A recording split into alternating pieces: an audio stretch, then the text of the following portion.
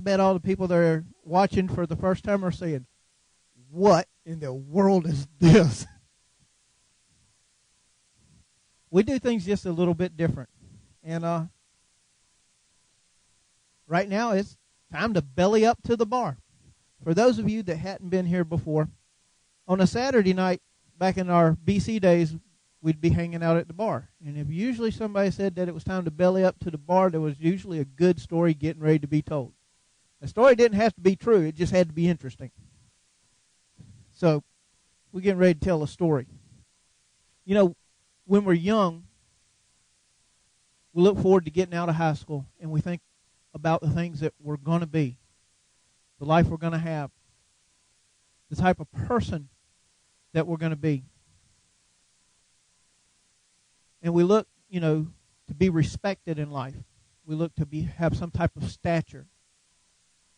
And it was kind of showed today whenever I was down in Denmark. They had the Dogwood Blossom Festival going on.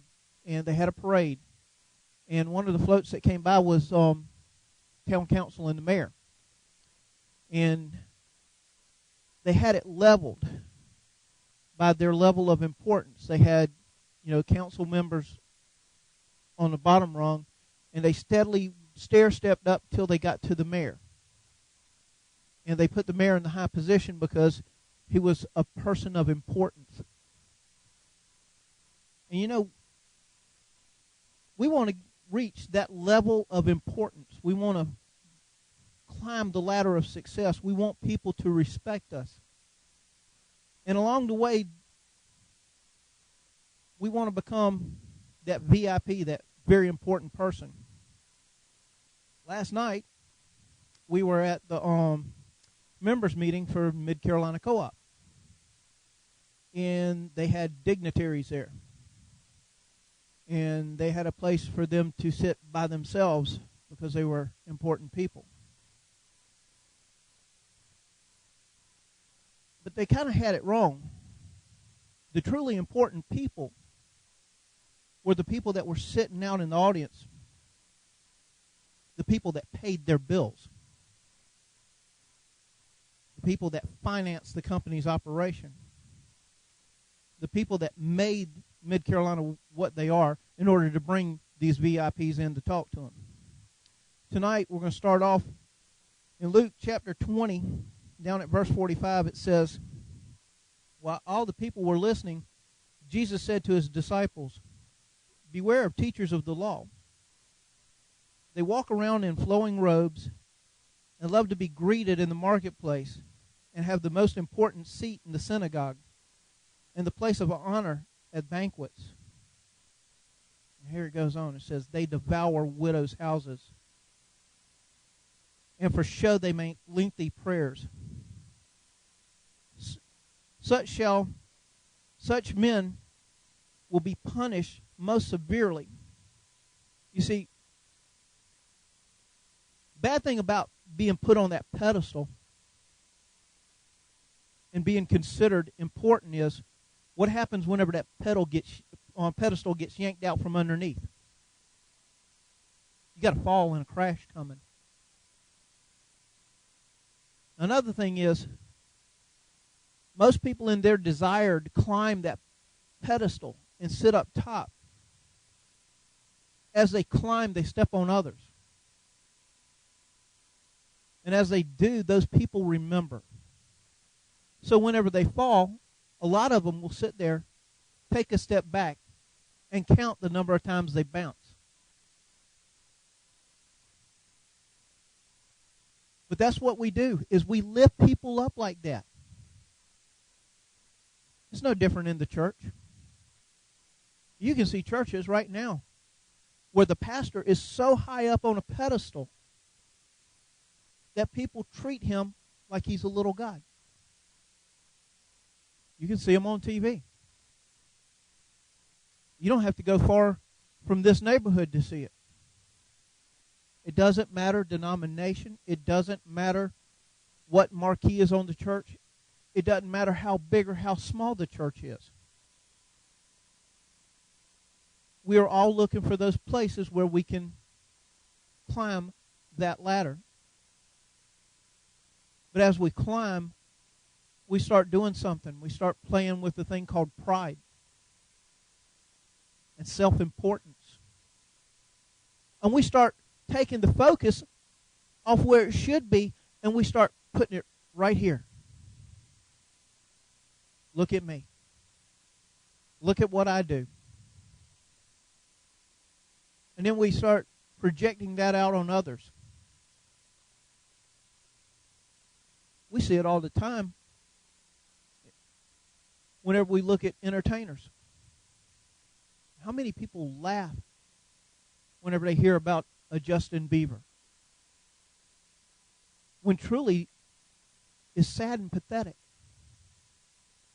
Because here's somebody who has no morals, who thinks just because he sang some songs and played a guitar that life owes him something so he can act however he wants to. And just because of his quote-unquote position, he should be let off. And the fact is, we let people off with bad behavior. We've let sports people off with bad behavior. We've let entertainers off with bad behavior. We've let politicians off with bad behavior. And these are people that we should be holding to a different standard. We've let church leaders off with bad behavior. And we do it intentionally. Say, oh, it was just a one-time thing. Or we make other kinds of excuses because we look at them and we all put it back to that pedestal of that position that they're supposed to hold. But how did Jesus actually look at it?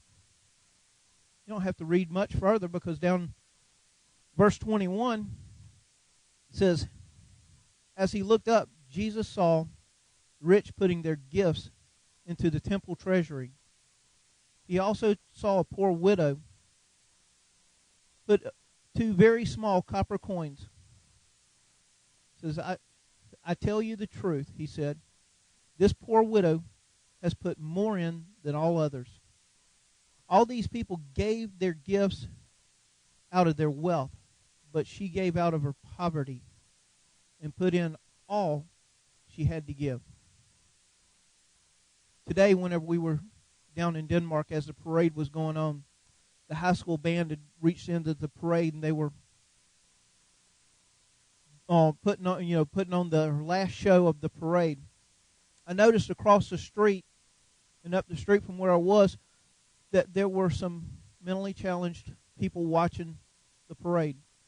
And there was this one lady sitting in a chair, and she was just getting down having a great time watching the band. She was bouncing to the music. She was enjoying herself. People just standing around. And she was in her own little world, enjoying what was going on in front of her. So I sat there and took my camera, and I had to zoom in because she caught my eye. I had to take some pictures of her because she was so happy. In her moment, right then, right there, she was happy. She didn't care what anybody around her thought of her. She was that woman who gave out of her poverty. She enjoyed the moment. This widow gave out of her poverty because she realized the depth of what it means to give to God. Jesus is not impressed by our positions. No, in fact, I think that if you ask the Pharisees, the Sadducees, the scribes of his day, he was not impressed with any of them. In fact, the only people that he railed against was them. But who did he reach out to?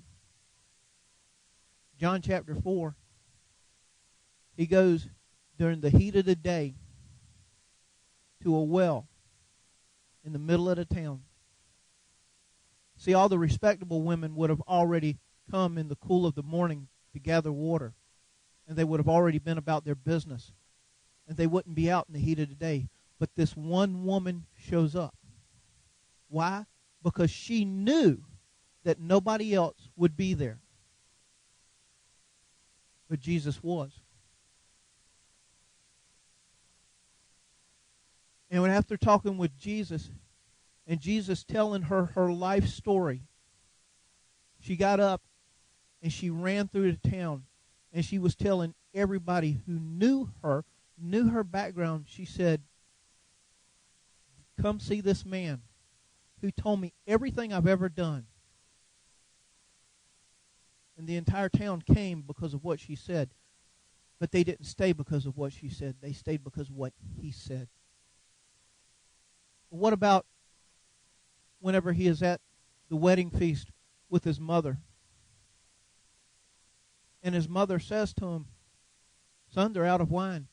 And he said, I could see Jesus just look at his mom and say, "So, Mom, why are you telling me?" And she says, "Well, do something." "It's not my time, woman." Well, what does Jesus do? His mother looks at the servants and says, "Whatever he tells you to do, you do." Now, when this happened, Jesus wasn't in front of everybody. He was in the back with just the servants. And he told them what to do with the water and the jugs. They got to see the miracle. Everybody else got to partake of what Jesus did. They didn't know anything about it. But the servants did. Jesus wasn't the one up on the pedestal saying, "Come and worship me." No, Jesus came to serve. And he came to serve the ones who needed him. He came for the lowly, for the meek, for the ones that are on the bottom rung, for the ones that never make it to the high positions in life, for the ones that are deemed not important. That meeting last night, the ones who should have been seen as being important were the members who kept the electric company going. But instead, the electric company looked to those who they deemed important. Thing is, if those people that they deemed important hadn't even showed up, the people that they needed would have been there anyway. How often in our walk do we do just that? How often in our daily routines do we look at people around us and just see them as throwaways? How often in churches do churches look at people and judge them based on how they dress or how they look, whether they have long hair or wear leather? There's been many a times that I have been in a church with my leathers on and have people stare me up and down. But you know what? I wasn't there to impress them. Whether they thought good or ill of me didn't matter. Daddy, I appreciate what you're doing, but I'm going to make this statement. I'm closing in on 50 years on this earth. And there's one thing that I've learned. I ain't out here to impress nobody. Because the only thing that's going to be impressive is whenever I stand before God on Judgment Day and hear the words, "Well done, my good and faithful servant." People can judge me the way they want. Good or ill, it doesn't matter. People can judge you any way they want. Good or ill, it doesn't matter. There is nobody out there that we need to impress.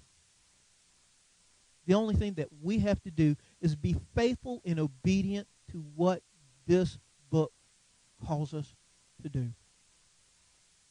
Jesus said the two greatest commandments. He said to love God with all your heart, with all your strength, and all your soul. And then he said the second is like it. He said it is to love your neighbor as yourself.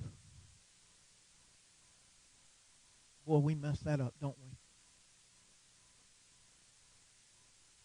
If you don't believe me on that, drive through this town in 5 o'clock rush hour traffic.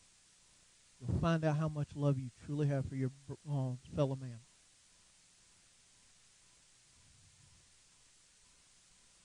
But a little mentally challenged lady today showed me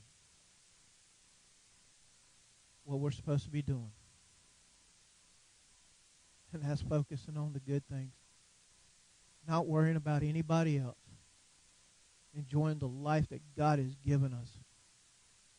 And doing everything in our obedience to do what He has called us to do. Isn't it funny how the simple things are always the things that God leads us to? My challenge to y'all this week is to find the simple things. But not just find them, share them. And in so doing, share your faith. Sometimes the greatest witness that you will ever have is when you don't even open your mouth.